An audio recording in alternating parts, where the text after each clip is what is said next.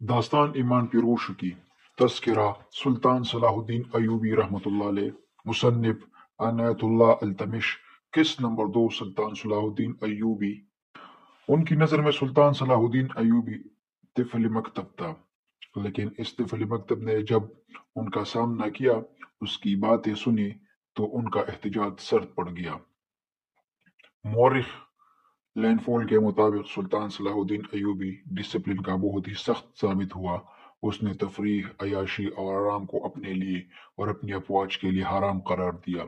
اس نے اپنی تمام جسمانی اور ذہنی قوت صرف اس میں خرچ کی کہ ملت اسلامیہ کو پیر سے ایک کر سکے اور صلیبیوں کو یہاں کی سرزمین سے نکال سکے۔ سلطان صلاح الدین ایوبی فلسطین پر ہر قیمت پر قبضہ کرنا چاہتا تھا، اور یہی مقاصد سلطان صلاح الدین نے اپنی فوج کو دیے۔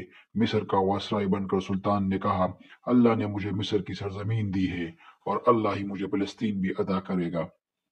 مگر مصر پہنچ کر سلطان پر انکشاف ہوا کہ اس کا مقابلہ صرف صلیبیوں سے نہیں ہے، بلکہ اس کے اپنے مسلمان بھائیوں نے اس کی راہ میں بڑے بڑے حسین جال بنا رکھے ہیں، جو صلیبیوں کے عزائم اور جنگی قوتوں سے زیادہ خطرناک ہے۔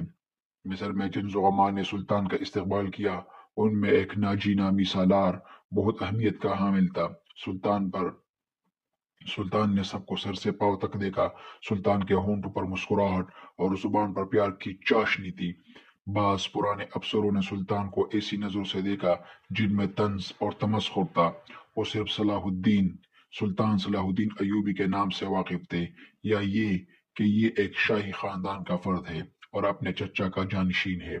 وہ یہ بھی جانتے تھے کہ نور الدین زنگی کے ساتھ سلطان صلاح الدین ایوبی کا کیا رشتہ ہے۔ ان سب کی نگاہوں میں سلطان صلاح الدین ایوبی کی اہمیت بس اس کے خاندان کی بدولت تھی، یا صرف یہ کہ وہ مصر کا وائسرائے بن کر آیا تھا۔ اس کے سوا انہوں نے سلطان صلاح الدین ایوبی کو کوئی وقت نہ دی۔ ایک بوڑھے افسر نے اپنے ساتھ کھڑے افسر کے کان میں کہا، بچہ ہے، اسے ہم پال لیں گے۔ اس وقت کے مورخ یہ نہیں لکھ پائے کہ آیا سلطان صلاح الدین ایوبی نے ان کی نظریں بانپ لی تھی کہ نہیں۔ وہ استقبال کرنے والے اس ہجوم میں بچہ لگ رہا تھا، البتہ جب وہ ناجی کے سامنے ہاتھ ملانے کے لیے رکا تو اس کے چہرے پر تبدیلی سی آ گئی تھی۔ وہ ناجی سے ہاتھ ملانا چاہتا تھا، لیکن ناجی جو اس کے باپ کی عمر کا تھا، سب سے پہلے درباری خوشامدیوں کی طرح جھکا، پھر ایوبی سے بغل گیر ہو گیا۔ اس نے ایوبی کی پیشانی کو چوم کر کہا، میرے خون کا آخری قطرہ بھی آپ کی حفاظت کے لیے ہوگا۔ تم میرے پاس زنگی اور شردا کی امانت ہو۔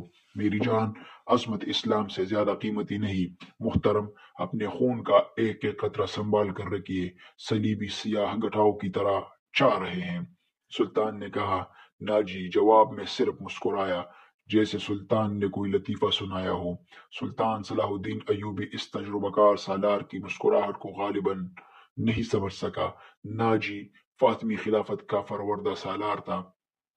وہ مصر میں باڈی گارڈز کا کمانڈر تھا، جس کی نفری 50,000 تھی اور ساری کی ساری نفری سوڈانی تھی۔ یہ فوج اس وقت کے جدید ہتھیاروں سے لیس تھی، اور یہ فوج ناجی کا ہتھیار بن گئی تھی، جس کے زور پر ناجی بے تاج بادشاہ بن گیا تھا۔ وہ سازشوں اور مفاد پرستی کا دور تھا۔ اسلامی دنیا کی مرکزیت ختم ہو گئی تھی۔ صلیبیوں کی بھی نہایت دلکش تہذیب کاریاں شروع ہو چکی تھی۔ زرپرستی اور تعیش کا دورہ تھا۔ جس کے پاس ذرا سی بھی طاقت تھی، وہ اس کو دولت اور اقتدار کے لیے استعمال کرتا تھا۔ سوڈانی باڈی گارڈز فوج کا کمانڈر ناجی مصر میں حکمرانوں اور دیگر سربراہوں کے لیے دہشت بنا ہوا تھا۔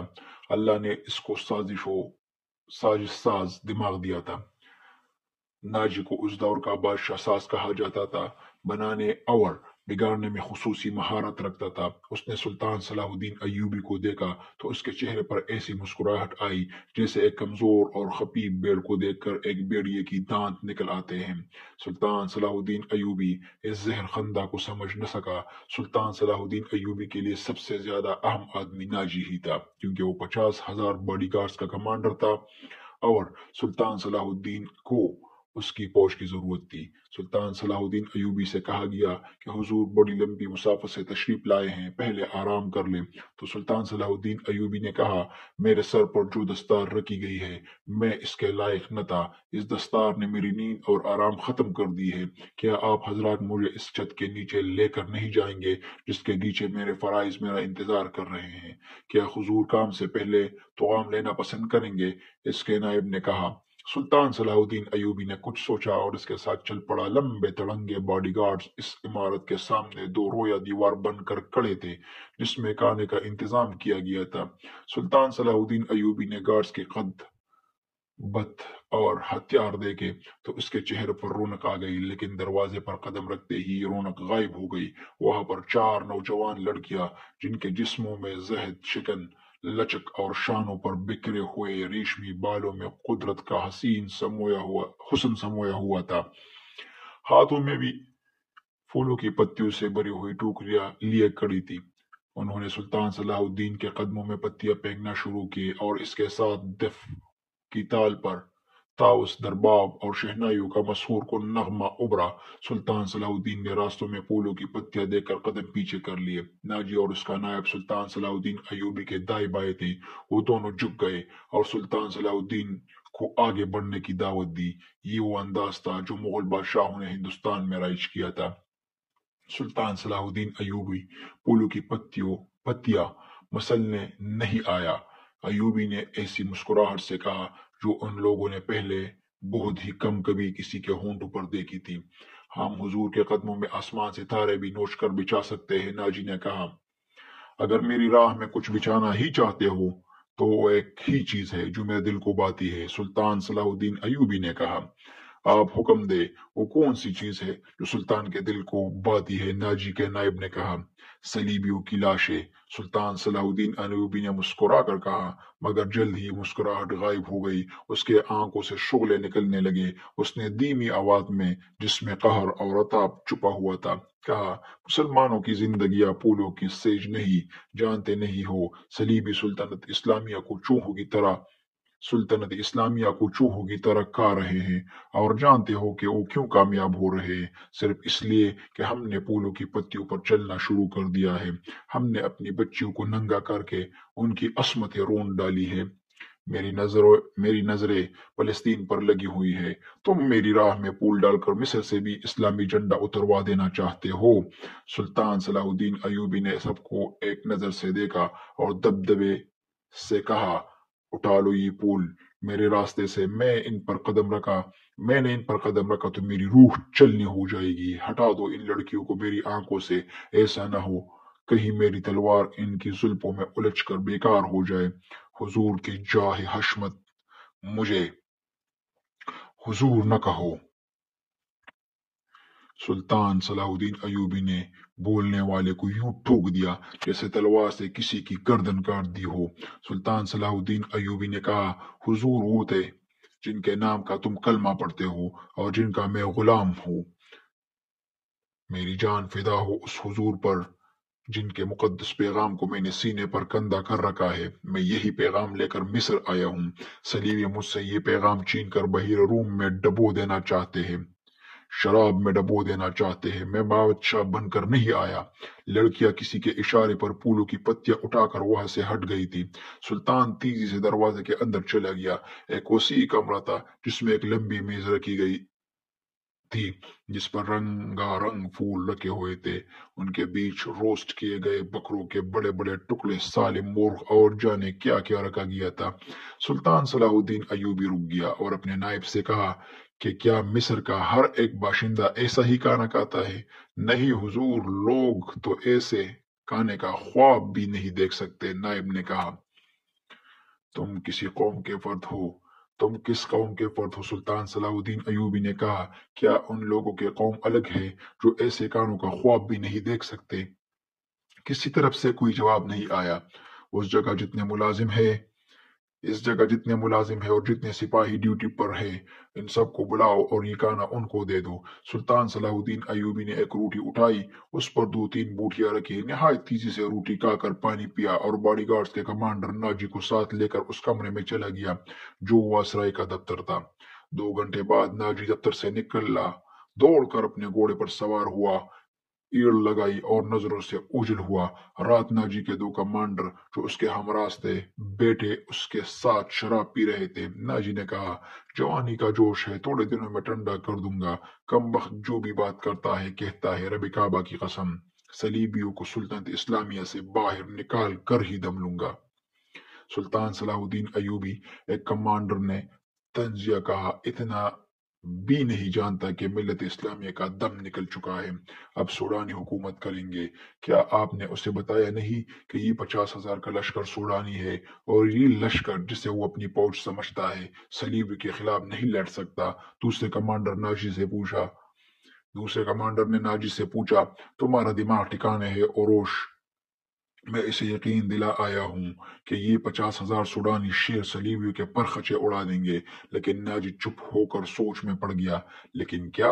उसने मुझे हुक्म दिया कि मिस्र के बाशिंदों की एक फौज तैयार करो। उसने कहा कि एक ही मुल्क की फौज ठीक नहीं होती, इसलिए इसने बोला कि मिस्र की फौज बनाकर उसमें शामिल कर दो। नाजी ने कहा, तो आपने क्या जवाब दिया? मैंने कहा, हुक्म की तामील होगी, लेकिन मैं इस हुक्म की तामील नहीं करूंगा। नाजी ने जवाब दिया, मिजाज का कैसा है? ओरोश ने कहा, जिद का पक्का मालूम होता है। नाजी ने कहा, आपके दानिश और तजुर्बे के आगे तो कुछ भी नहीं लगता। नया नया अमीर मिस्र बनकर आया है, कुछ रोज ये नशा तारी रहेगा। दूसरे कमांडर ने कहा, मैं ये नशा उतरने नहीं दूंगा, उसी नशे में ही बदमस्त करके मारूंगा। नाजी ने जवाब दिया। बहुत देर तक वो सुल्तान के खिलाफ बातें करते रहे और इस मसले पर गौर करते रहे कि अगर सुल्तान ने नाजी की बेताज बादशाही के लिए खतरा पैदा कर दिया तो वो क्या करेंगे। उधर सुल्तान अपने नायब को सामने बिठाए ये बात जहन नशीन करा रहा था कि वो यहाँ हुकूमत करने नहीं आया और न ही किसी को हुकूमत करने देगा। उसने उन्हें कहा कि इसको जंगी ताकत की जरूरत है और उसने ये भी कहा कि इसको यहाँ का फौजी ढांचा बिल्कुल पसंद नहीं आया। 50,000 बॉडीगार्ड सूडानी है, हमें मुल्क के हर बाशिंदे को ये हक देना चाहिए कि वो हमारी फौज में आए, अपनी जौहर दिखाए और माली गनीमत में से अपना हिस्सा वसूल करे। यहाँ के अवाम का मयार जिंदगी इसी तरह बुलंद हो सकता है। मैंने नाजी को कह दिया है कि वो आम भर्ती शुरू कर दे। क्या आपको यकीन है कि वो आपके हुक्म की तामील करेगा? एक नाजिम ने उससे पूछा, क्या वो हुक्म की तामील से गुरेज करेगा? सुल्तान सलाहुद्दीन ने पूछा, हुक्म की तामील से गुरेज कर सकता है, वो हुक्म की तामील नहीं अपनी मनवाता है, फौजी उमूर उसके सुपुर्द है। नाजिद ने जवाब दिया। सुल्तान अयूबी खामोश हुआ, जैसे उस पर कुछ असर ही न हुआ हो। उसने सबको रुखसत कर दिया और सिर्फ अली बिन सुफियान को अपने साथ रखा। अली बिन सुफियान जासूस और जवाबी जासूसी का माहिर था। उसे सुल्तान बगदाद से अपने साथ लाया था। वो अदीर उम्र आदमी था, अदाकारी, चर्ब जुबानी, बेस बदलने का माहिर था। उसने जंगों में जासूसी की भी और जासूसों को पकड़ा भी था। उसका अपना एक ग्रोह था जो आसमान से तारे भी तोड़ कर ला सकता था। सुल्तान को जासूसी की अहमियत से वाकिफियत थी। फनी महारत के अलावा अली बिन सुफियान में वही जज्बा था जो सुल्तान अयूबी में था। तुमने सुना अली, ये लोग क्या कहते हैं कि नाजी किसी से हुक्म नहीं लेता, अपनी मनवाता है। सुल्तान सलाहुद्दीन अयूबी ने कहा, हाँ मैंने सुन लिया। अगर मैं चेहरे पहचानने में गलती नहीं करता तो मेरी राय में बॉडीगार्ड्स का ये कमांडर जिसका नाम नाजी है नापाक जहनीत का मालिक है। उसके मतलब मैं पहले से ही कुछ जानता हूँ। ये फौज जो हमारे खजाने से तनख्वाह ले रही है दरअसल नाजी की जाती फौज है। उसने हुकूमती हलकों में ऐसी ऐसी साजिशें की हैं जिसने हुकूमती ढांचे को बेहद कमजोर कर दिया है। आपका ये फैसला बिल्कुल बजा है कि फौज में हर खित्ते के सिपाही होने चाहिए। मैं आपको तफसीली मालूमात फराहम कर दूंगा। मुझे शक है कि सूडानी फौज उसकी वफादार है, हमारी नहीं। आपको इस फौज की तरतीब और तंजीम बदलनी पड़ेगी या नाजी को सबकदोश करना पड़ेगा। अली बिन सुफियान ने कहा, मैं अपनी ये सबों में अपने दुश्मन पैदा नहीं करना चाहता। नाजी अपने घर का बेदी है, इसको सबकदोश करके दुश्मन बना लेना दानिशमंदी नहीं बल्कि हमारी तलवार गैरों के लिए है, अपनों के खून बहाने के लिए नहीं। मैं नाजी की जहनीत को प्यार और मोहब्बत से बदल सकता हूँ।